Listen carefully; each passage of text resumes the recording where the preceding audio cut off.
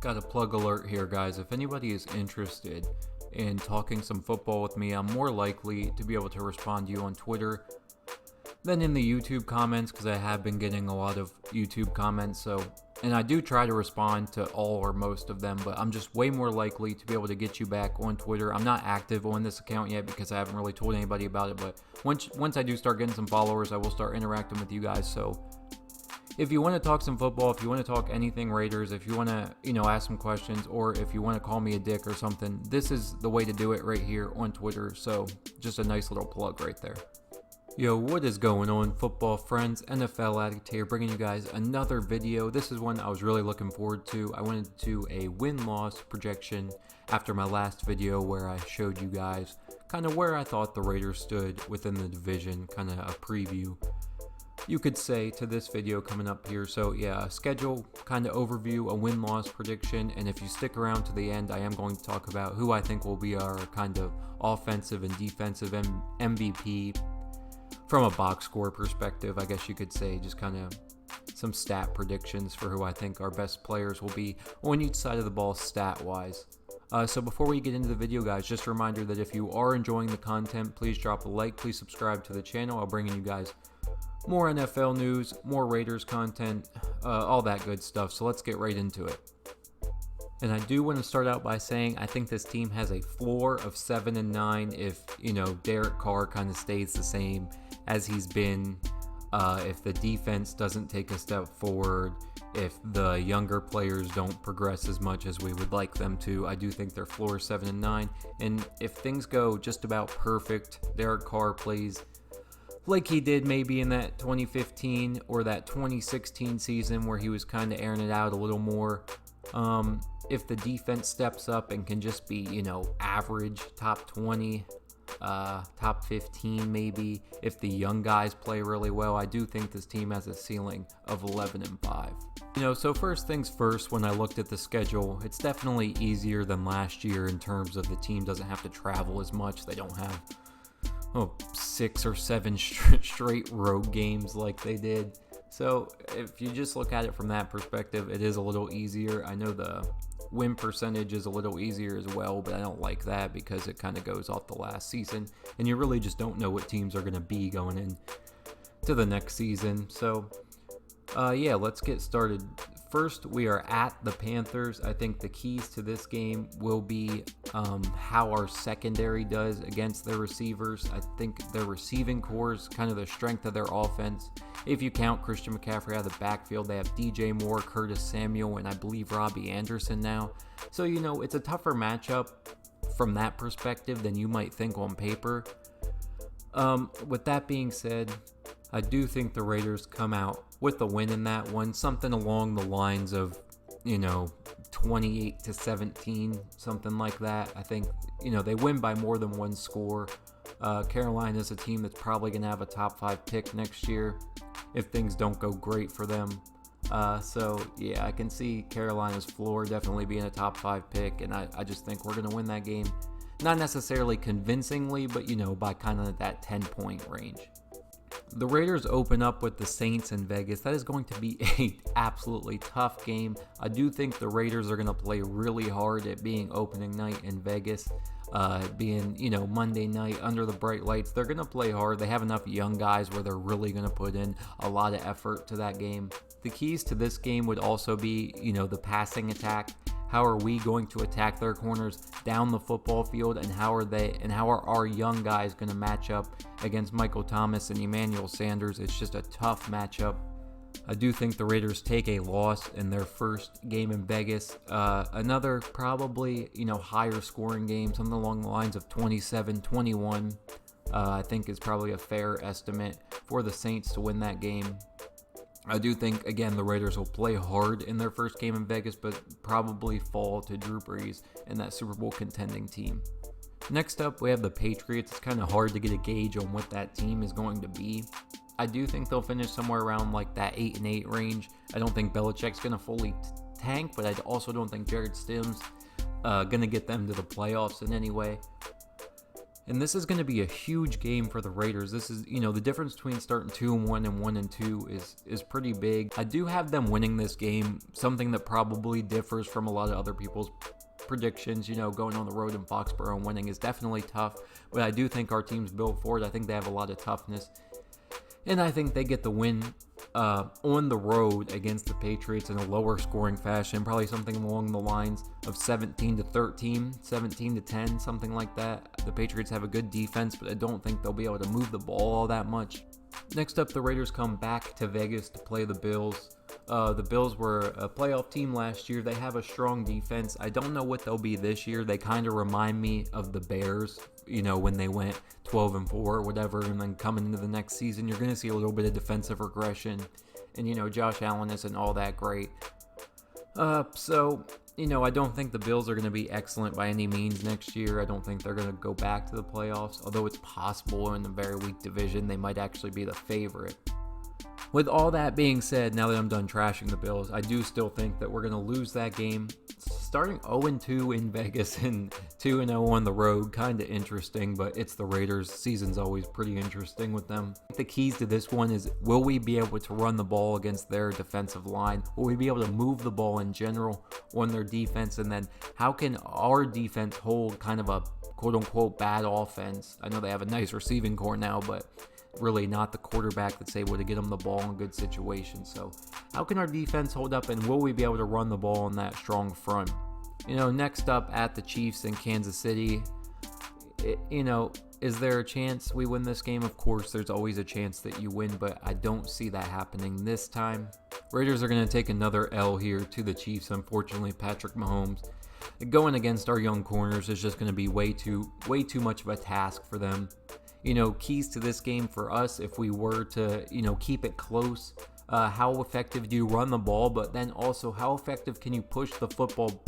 How effectively can you push the football down the field off of that run game? It seems every time we play the Chiefs, we are able to run the ball, but then we're not able to make anything out of it. Running the ball doesn't get you anywhere if you can't score points against this team. And the way to score points in the NFL is by pushing the football down the field in the passing game. We have the run game to make the defense come up. Can we then get them over the top? I have us taking an L here, something along the lines 30-18. Next, we have the Buccaneers. Tom Brady coming to town, and he's going to have Mike Evans and Chris Godwin and O.J. Howard and Rob Gronkowski to throw the ball to. I do have the Raiders taking another L. Starting off with 3 straight losses in Vegas. I know that would be tough. Already know the media is just going to be blowing up about it. Who gives a shit? Ignore all that. It's 3 tough teams coming to Vegas, and we're a young team. It's just going to be hard to win those games. I'm not saying we can't win those games. This is just a guess. No one's going to get the schedule completely right. But I do think that we come away with another L to the Buccaneers. We'll probably play it a little tougher. I do think we'll be able to move the ball pretty well on their defense. Maybe lose in a heartbreaker last second, 31-28, something like that. At the Browns, they got a new head coach. They have a young quarterback. I do think that we get a W here against the Browns. There won't be a lot of time for the new head coach to get his offense implemented here. It's going to be a big deal. Teams that have the same offensive coordinator, defensive coordinator, head coach, and quarterback are going to be at a huge advantage this season. And, the Browns bringing in a whole new coaching staff, I don't think they're going to be at any kind of advantage. I do think we take the W here.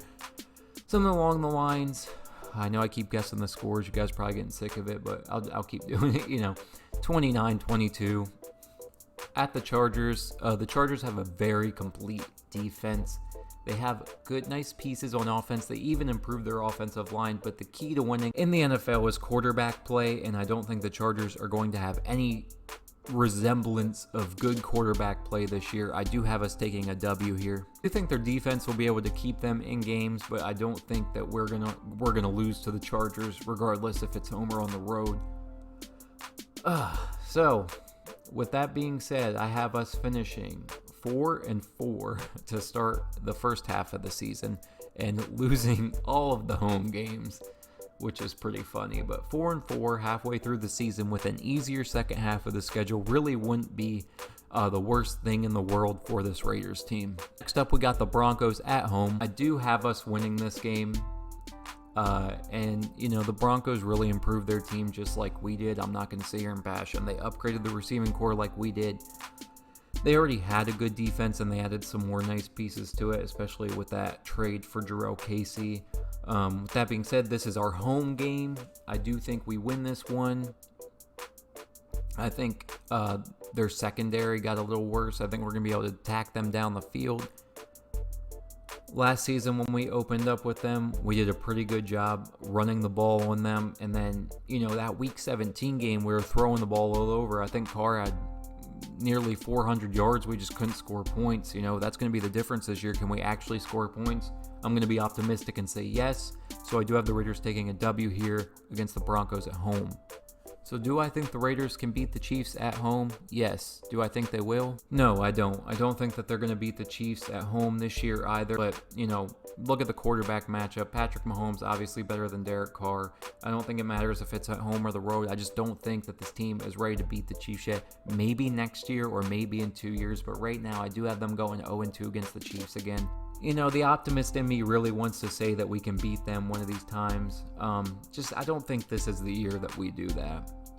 At the Falcons, I was taking a W. I don't know what this Falcons team is really going to be. They're always one of the hardest teams to kind of project.